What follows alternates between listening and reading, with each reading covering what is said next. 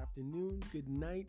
How you doing? This is MCM and you're listening to You're Probably Right. Today we are going to have a serious conversation. Well, maybe not a serious conversation, but there's going to be a serious talk happening here. Now, of course, I'm only doing the talking, but just stay tuned.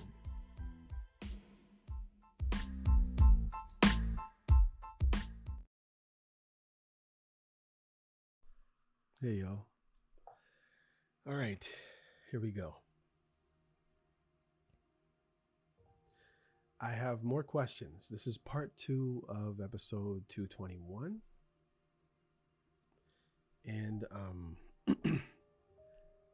I decided that I needed to cut it in half, and hopefully I'm not going to take forever to get to the bottom of what we're talking about, because it seems like I have no time frame. I can't tell you how long it's going to take me to answer these questions, but I can tell you that there are about 48 questions and I am on number 13. This is the second part of anxious attachment in real life. So just my own experience from reading, from research, from lived experience, from how I feel inside.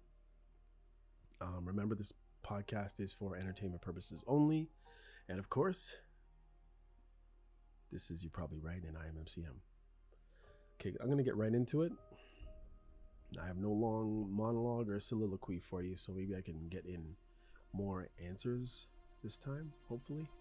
I would like to finish it this time, but I don't know that I'm going to be able to finish it in one more episode, because I don't want anything going longer than, say, 40 minutes like the last episode. Okay, so I'm going to get right into it. So segment 6, deep emotional patterns.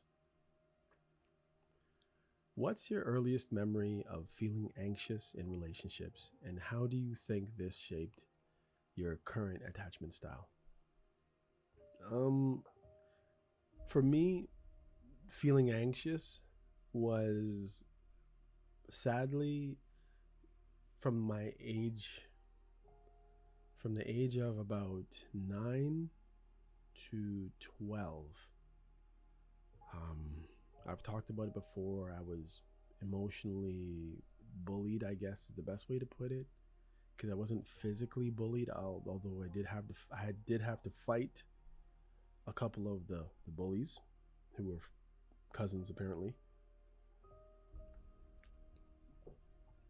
These boys didn't like me for various reasons, and because everybody else who was surrounding these two boys were scared to be ostracized and kicked out of the so-called guys group, whatever, the cool kids, whatever you want to call them, those guys. I think they were called those guys. Yeah.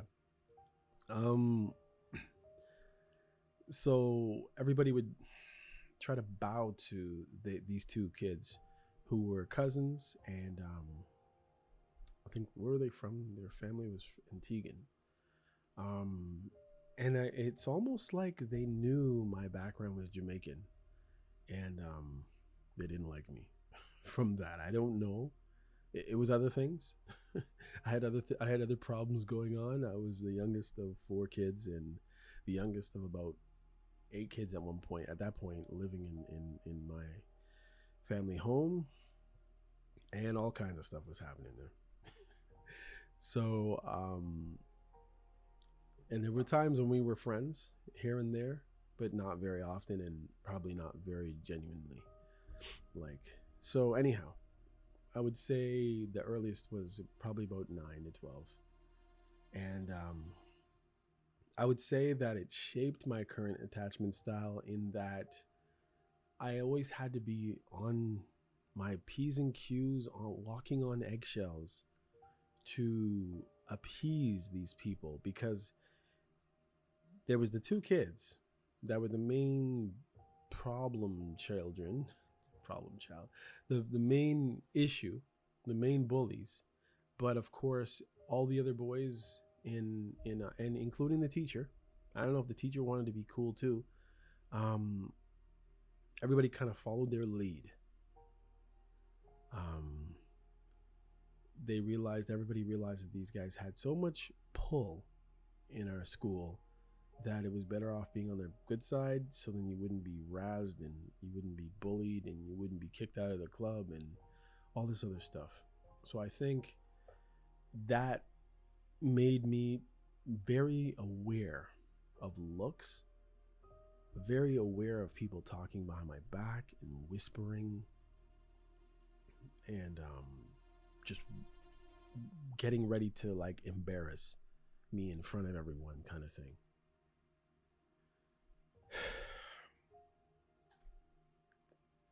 And the thing is, I wasn't a small kid, so like I was average size, and anybody who was gonna fight me physically from grade 4 to grade 6, and unfortunately I was in the same class the whole time. We had the same kids in both sets of classes. I think when we graduated, they were closing that school and turning it into a private school, so the population wasn't very big. So we were all stuck in the same class, the same teacher, for 3 years. And it was honestly like hell on earth. And but as I was saying, it wasn't that I was physically bullied, because I was an athletic kid. I played a lot of sports and I was pretty strong and didn't really know how to fight. Raised by Christians, and my dad wasn't teaching me how to throw a punch or anything like that. But I was still able to handle my own. Whereas if somebody was gonna get physical with me, they were gonna get hurt too. So I did end up having to fight both, but the fight wasn't nothing to write home about. But if I got a fat lip or a bleeding lip, trust me, they got a fat lip and a bleeding lip too. Anyhow, so that answers the first question. It's 13. Do you think being anxiously attached made you misunderstand signals from partners? Could you give an example?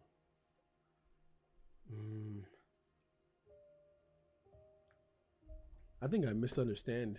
I misunderstood and probably still misunderstand signals from partners up until this day, because I read into things at times too much.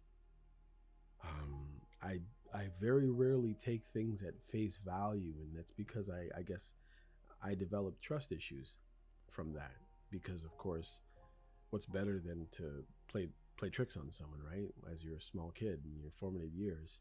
And I think ever since then, I've had trust issues where I never really believed everything was okay. I always believed I always had some inner sense of ensuing doom. You know, kind of like they play that music where everything's cool, then all of a sudden you hear, and you just know the music's pulling you down to a next mood. Something's about to switch. And it's like, I think I've lived my life always thinking that the worst was going to happen. It's been very hard for me to ever just trust that somebody's been with me or is with me. So having a partner now who is always trying to get their own space and telling you to go do something over there, and they don't want you to be clingy because they need their own peace and quiet over here somewhere on a beach, or they need to be able to sit on a couch and do absolutely nothing and go through realestate.com or just do something that has nothing to do with you. They want you to be way over somewhere else, doing something else with someone else. And that's not what you want. You want closeness. You want acceptance, because, you know, if you're growing up as a person who didn't have a lot of acceptance, you've been craving for acceptance all of your life. So for certain, that me misunderstanding signals a lot of the time, because I had to, in a sense, not that I had to misunderstand, but because I had to be ready to interpret what somebody really meant. Hey, you're a nice guy. It's really funny when you think about it from the outside of yourself. But like, for instance, people have called me a nice guy. You're a nice guy. You're a nice man. And I have to sit there saying, but what does that really mean? and it's hard to explain it. This is just me. I'm sure not every anxious, the attached person is like me, but that was a big thing. That is a big thing with me is trying to read between the lines, trying to fill in the white spaces between the words that are on the page. What are they really trying to say? What are they really going to do? What do they really mean? You know? And that's been a difficult thing that I've had to grow up with, trying to figure out the unsaid stuff. And it's also put a huge desire in my heart to want to be as honest as I can, maybe even to a fault, where I want you to know crystal clear what I mean when I say what I mean. And a lot of the time it ends up it ends up being that I over explain, just like I did just now, because I want you to be sure that you understand, because I've misunderstood, misread things so many times in my life. It's like the last thing I want to do is be misunderstood. Okay, moving right along. 15. How do your past anxious relationships influence your trust levels in new connections? I would say the way it influences me is that I'm just hoping that there's someone out there that really wants a real proper connection with me, not with a guy. You know, it's kind of funny because, and I'm just going to keep it kind of plain. I'm going to try to keep it as open because I don't want people's minds to get shut off. It's funny when you are the right type. And that is really hard for an anxious person. And hopefully you're going to be able to follow me. Maybe you have to rewind. I don't know.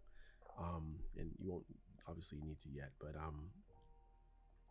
when you are the right color, or you come from the right background, or you play the right sports, you have the right skills, you have the right looks, the right size, the right aptitude, the right sense of humor. All of these things, for me, seem like attributes. And maybe this is how a pretty woman feels. You have all of these attributes, right? Beautiful eyes, beautiful lips, beautiful legs, bum, breasts, shape, height, weight, hair color, culture, whatever it is. Right job, right car, right house, right family. You have all of these different attributes, but those are just attributes. And there's something that's anxious inside of you that says, well, I'm 6 feet, but what if my legs both got chopped off and now I'm in a chair? And all you liked about me was my my height, or my feet. Worse.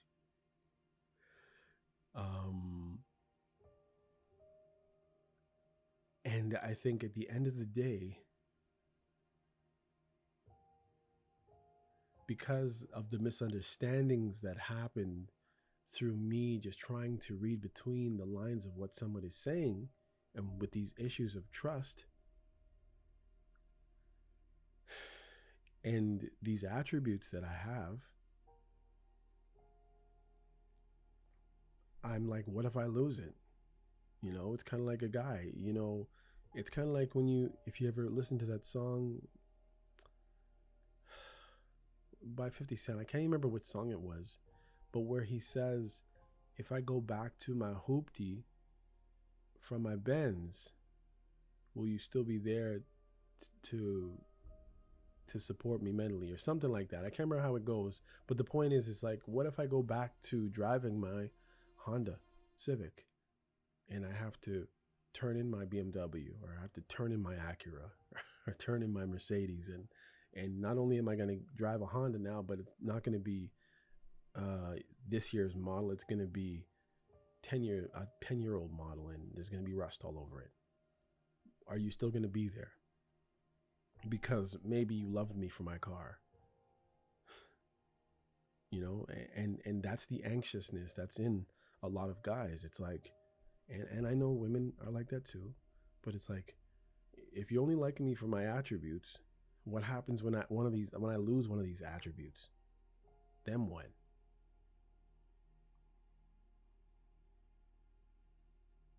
So it influences my trust issues, because then I got to know that there's something else that you like about me that's me, that I can't lose.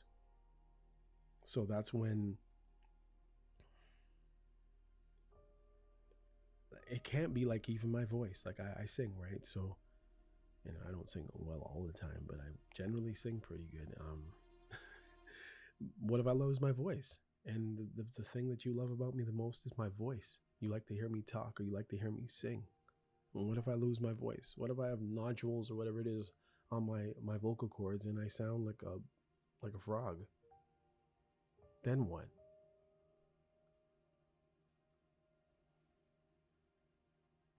So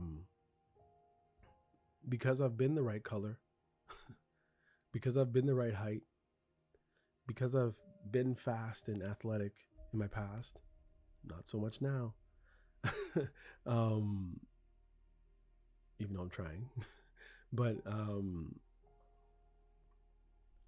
you want to know that somebody wants you for you, the you that's inside of this shell, that's inside of the beautiful brown eyes, that's inside of the muscular, physically framed whatever. You know what I mean? I'm sure I explained that enough.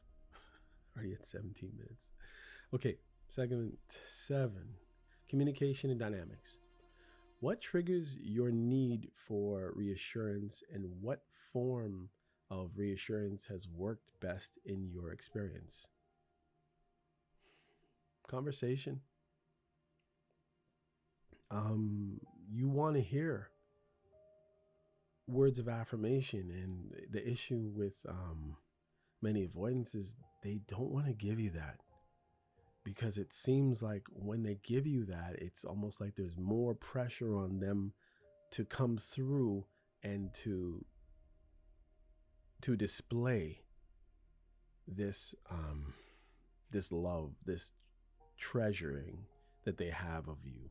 And what if they can't measure up to what they say with their mouth? So then a lot of them feel that the better thing is just to say nothing.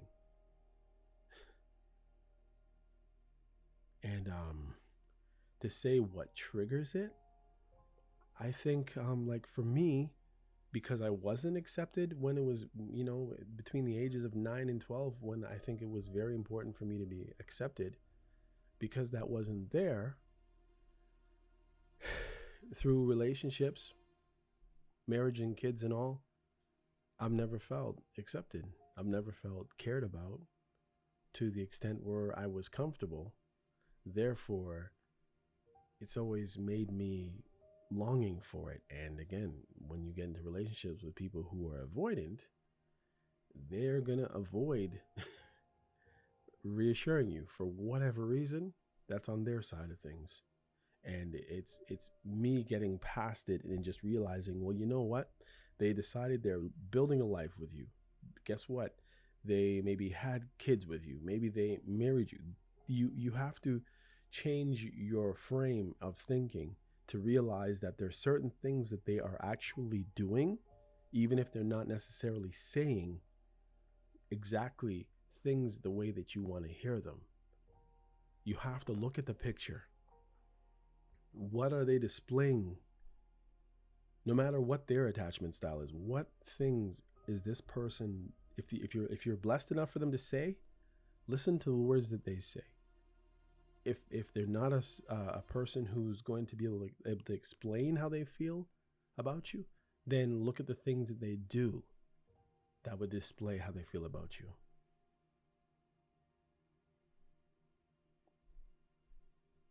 Okay, 17. How do you handle silence or withdrawal from a partner now compared to earlier relationships?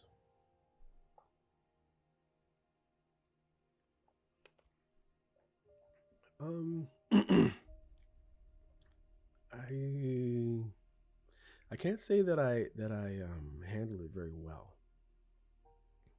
and if anything, it causes me to withdraw as well. And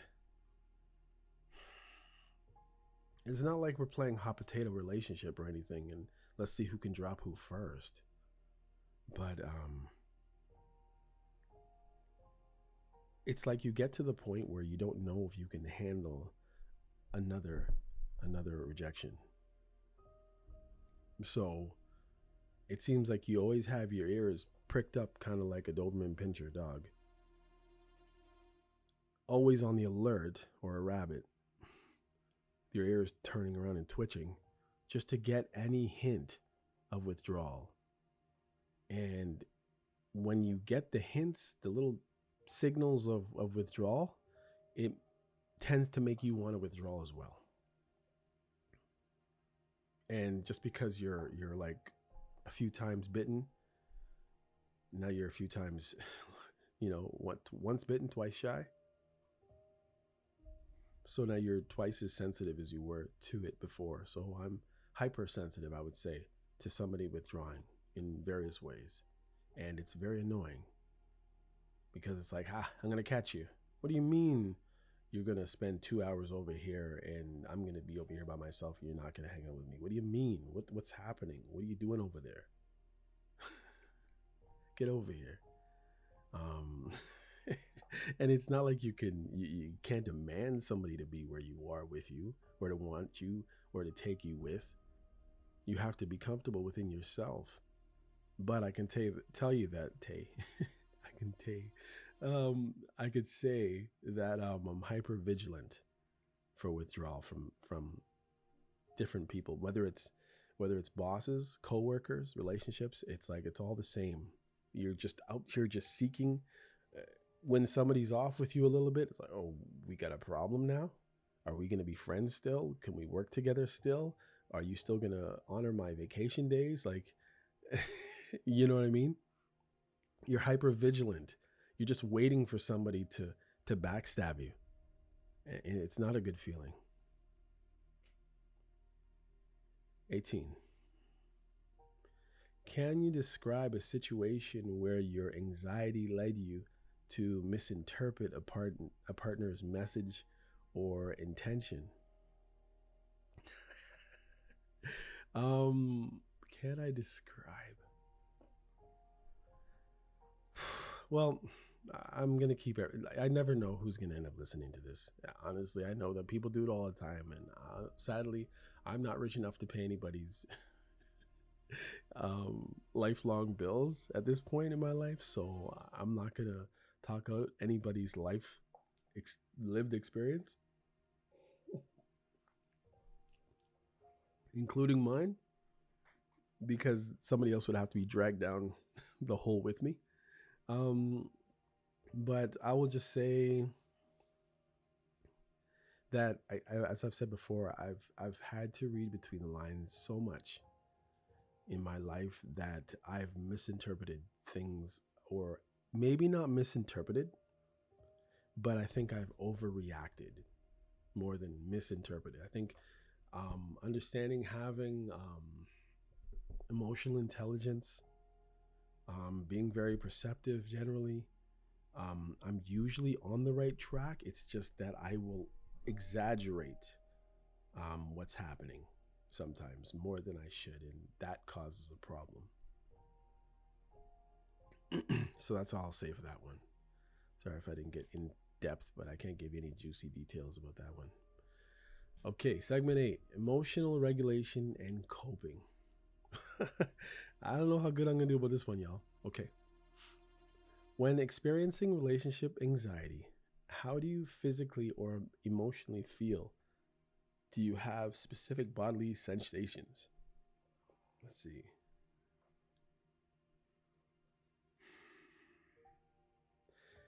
Yeah, I would say, honestly, for me, if I'm having a conversation and maybe the other person's, I think they're upset with me, it's like I get butterflies or a lump in my throat, and I actually sweat when I'm stressed. And I think most people know this, or maybe some people don't.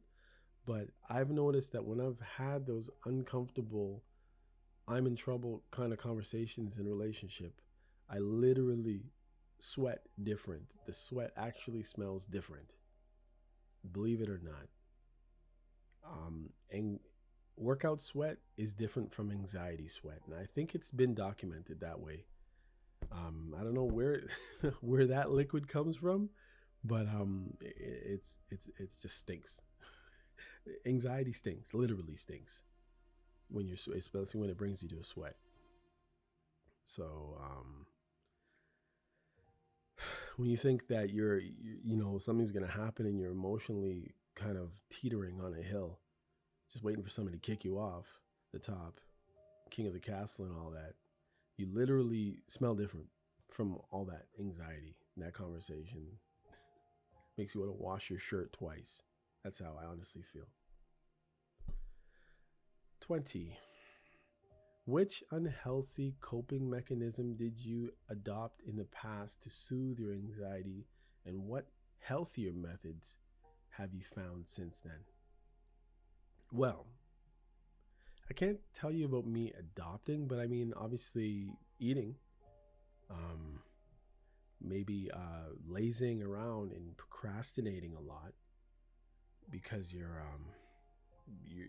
anxious and you try to take yourself away. Now, some people might turn to alcohol, some people might turn to smoking weed or something like that.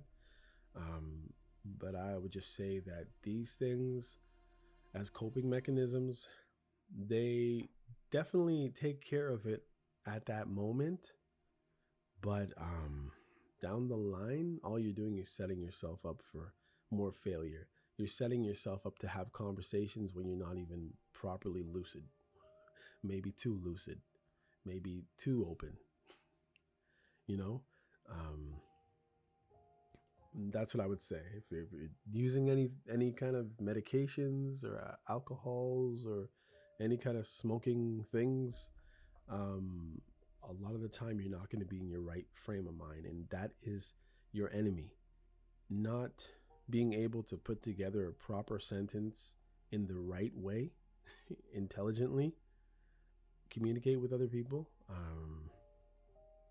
If you're high or drunk or tipsy or nice, it's going to affect how you deal with people, and you're going to say things and do things that you probably wouldn't normally do.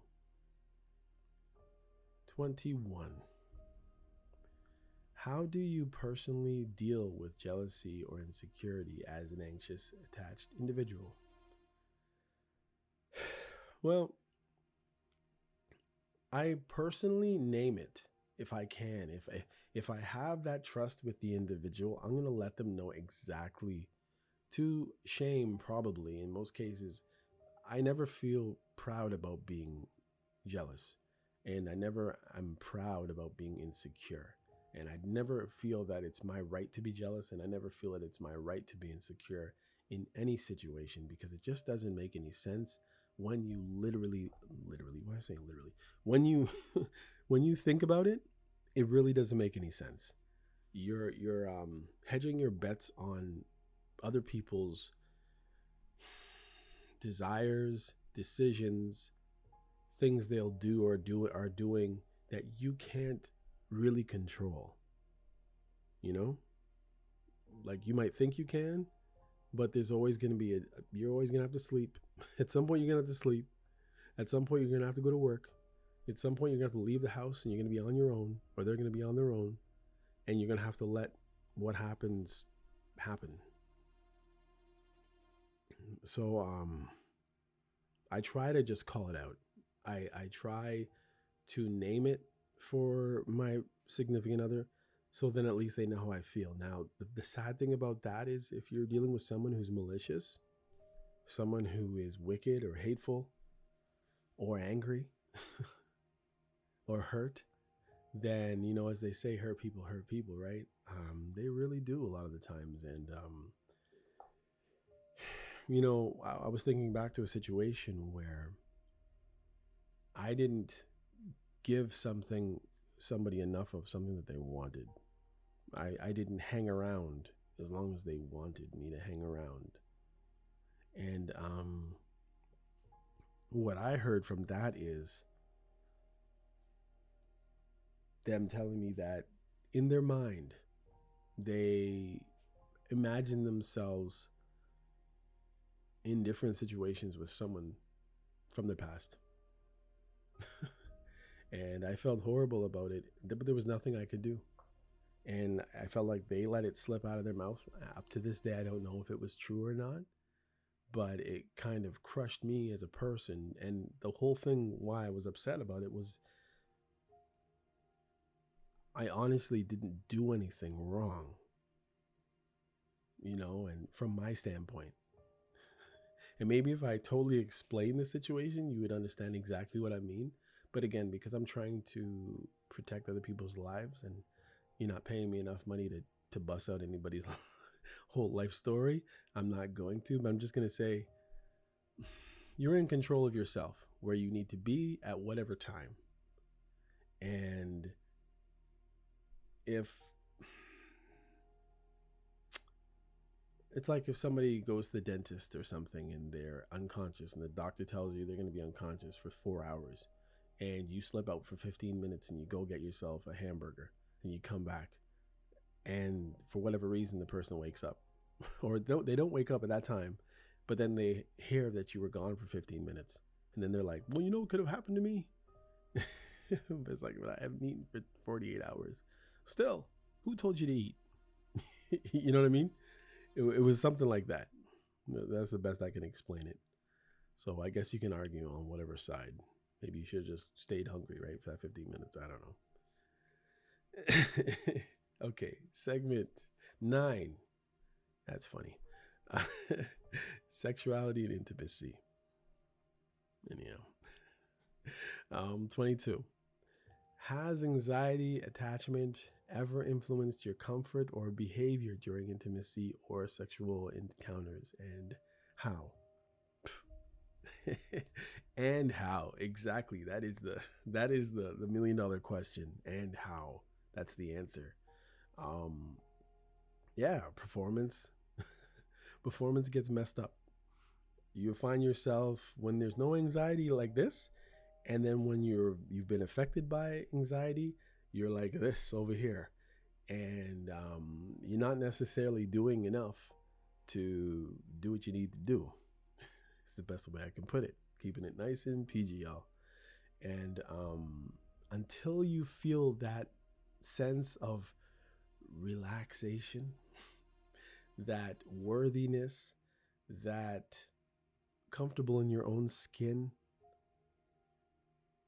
that's right. Things are going to be affected. It's the best way I'll put it for you. Moving right along. How does feeling anxious affect your emotional connection after physical intimacy?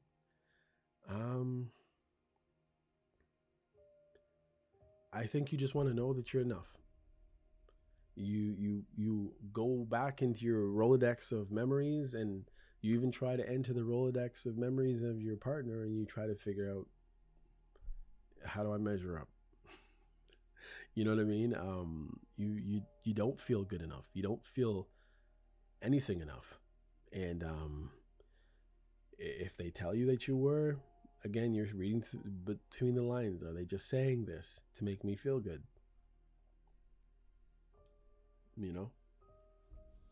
You're very hard pressed to believe that you're enough in any way. shape, or form, including, and for a guy especially, in physical intimacy.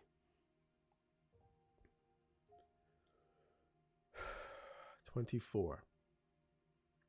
Have you found yourself initiating intimacy to relieve anxiety or confirm a partner's affection?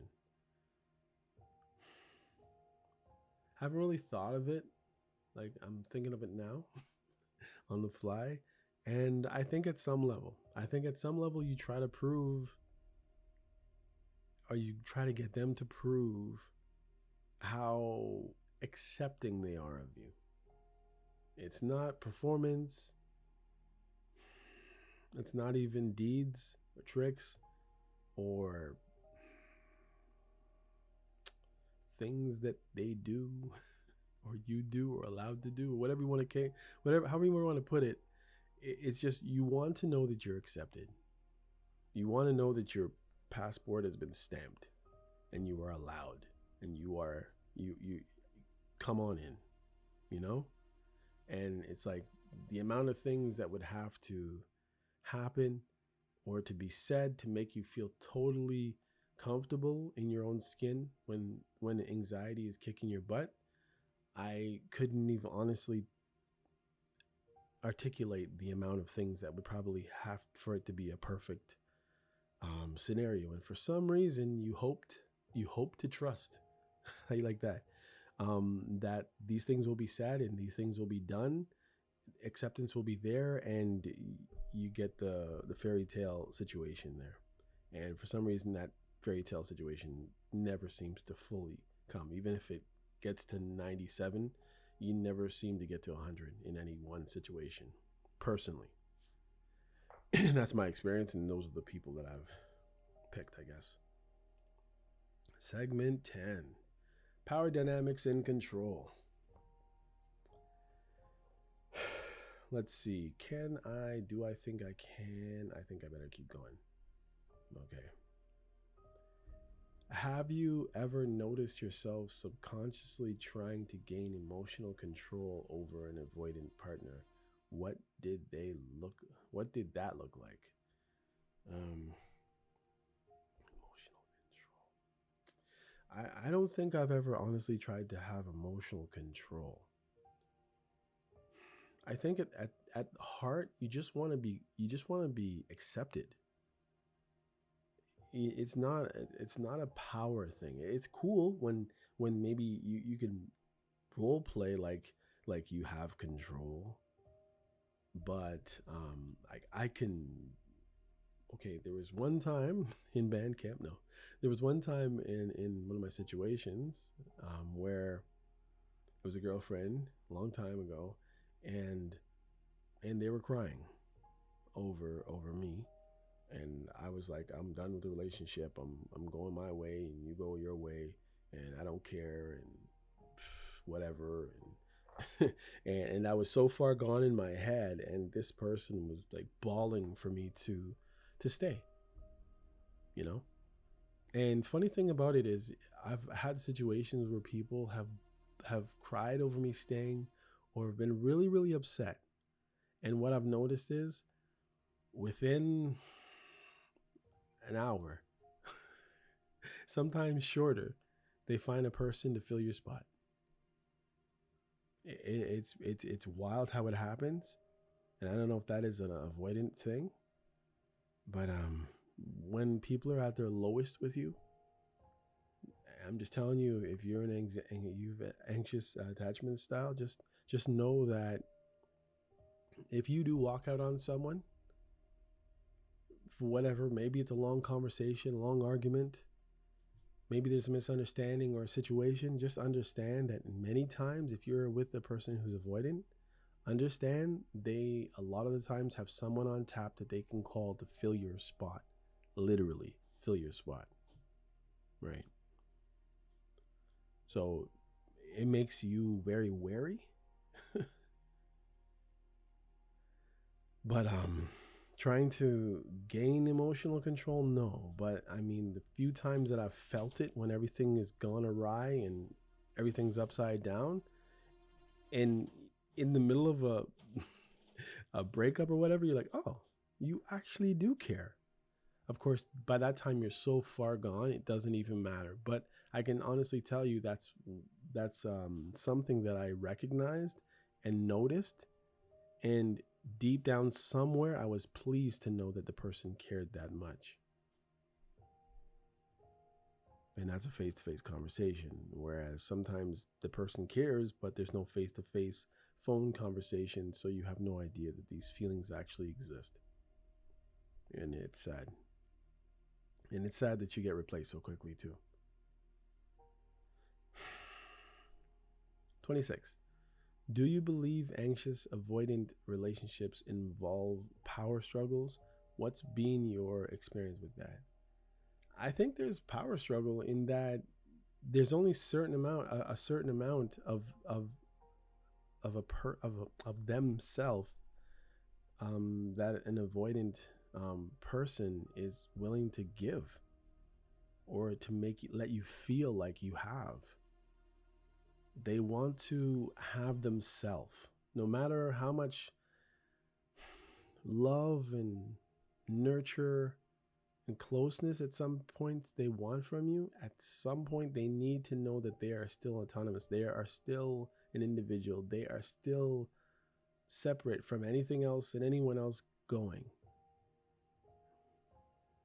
And sometimes I would say power struggle in allowing them to be them is a struggle, because sometimes for an anxious person, for us to allow the avoidant to be who they are, it's like it tears a stripe out of our ego, out of our comfortability, out of our closeness, out of our acceptance.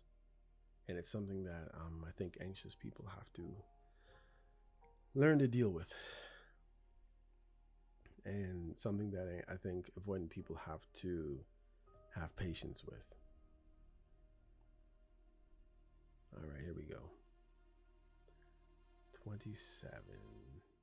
20 is a lot. Okay, I'm going to do these next three, and then I'm going to move on to the next episode, I guess. Relationship endings. When did you realize relationship was beyond repair due to your anxious or their avoidant attachment style? And I think I've answered this already in my last episode. One time I got so emotional, and it was kind of funny, actually, to tell you the truth. Not funny, but it's funny. What happened was I was out of shape and I was trying to get in shape, and I was taking half of what's it called? Was it EAC or ECA stack or whatever? It was like ephedrine, caffeine, and aspirin. Of course, I'm allergic to aspirin, so I can't do that. But I could take the caffeine and I could take the ephedrine. But one thing that the ephedrine has, and this was the workout thing, and they don't sell it in Canada anymore. That's how bad it is. It flips a switch in me and makes me more touchy. It gives me less patience. And I would say those are the main things. I'm very touchy, very emotional, and quick to, and give me a quick temper, a quick quick everything. And I had that in my system, and we had the conversation, the one that I was talking about, of me getting really emotional. It wasn't me. It wasn't me. It was the one-armed man. It wasn't me. It was the medication. The person up to this day doesn't know. And honestly, yeah, I would say, yeah,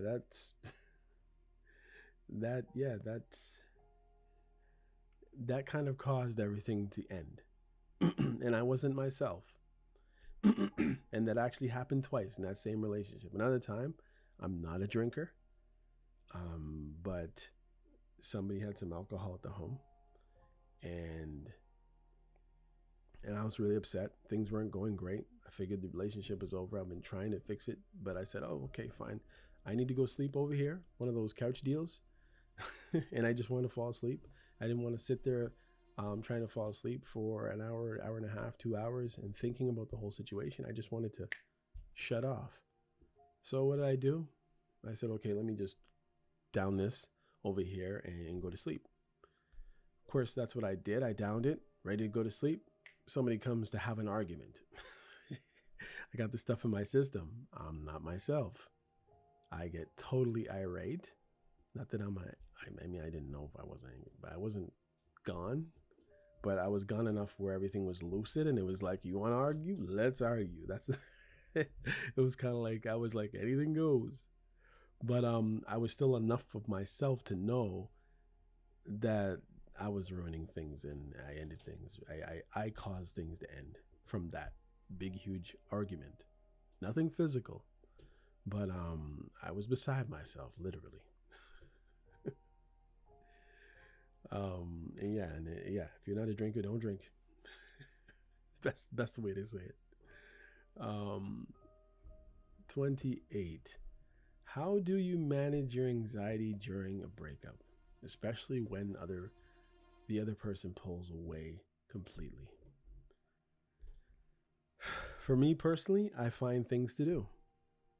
It probably started this podcast at some level, and that was over 200 episodes ago. Um, find yourself busy. I find myself busy in some exploit that I always wanted to do, kind of thing, right? Always want to join a club, always wanted to do a podcast, always wanted to sing songs, or I always wanted to create videos. And I kind of threw myself into that. Throw yourself into hours at the gym. Maybe go back twice in a day if you're just not feeling well and you need something to do and you need to try to get yourself fit and feel better about yourself and get those muscles working. It makes a difference. Exert yourself. So I would say that's the best way that I've learned in my past to manage anxiety. Also, listen to a lecture, listen to preaching, a teaching that will teach you things or behaviors or ways to be outside of what is normal and average. So maybe my heart and my emotions tell me to behave this way. The teaching, preaching, or even podcast can break down your stinking, deranged, twisted thinking and formulate and put together everything so that it actually makes sense. So that's how I manage it. And I try to stay away.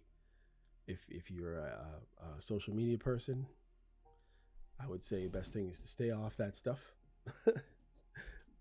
You know, I guess depending on how out there your situation in your life is, I would say the best thing is to stay off that and not be there looking at people's perfect lives.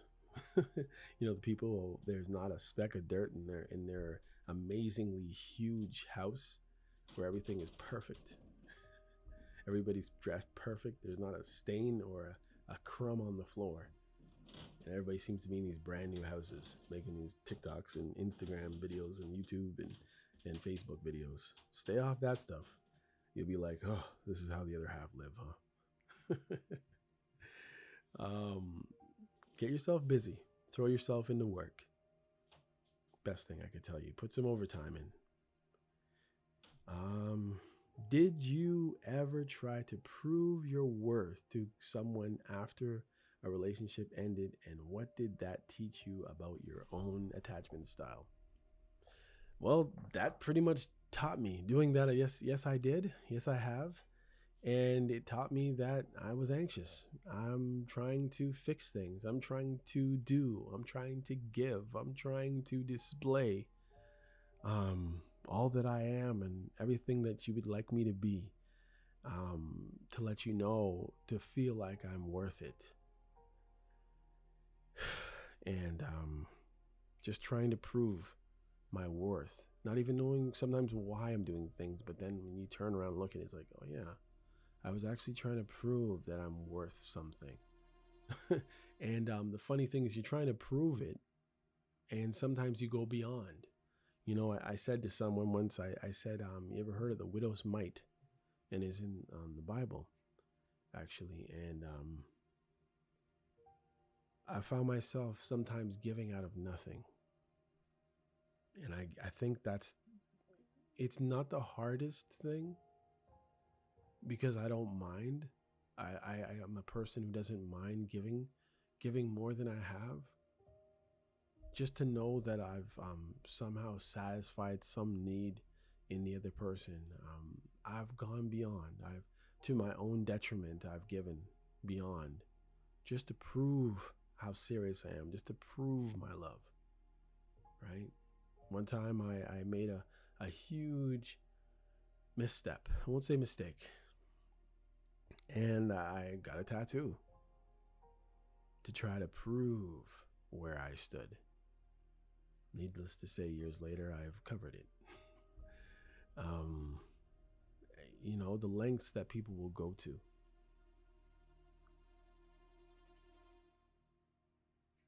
What's that song? No, I'm thinking of, I'm thinking that song called The Criminal Mind. He says, ask one who knows me if I'm really that. Anyhow, yeah. So I would say, yeah, I've tried to go to all kinds of lengths to prove my worth, to prove that I'm a good guy, to prove that I'm a nice guy. And most of the time, it doesn't work. Just my experience.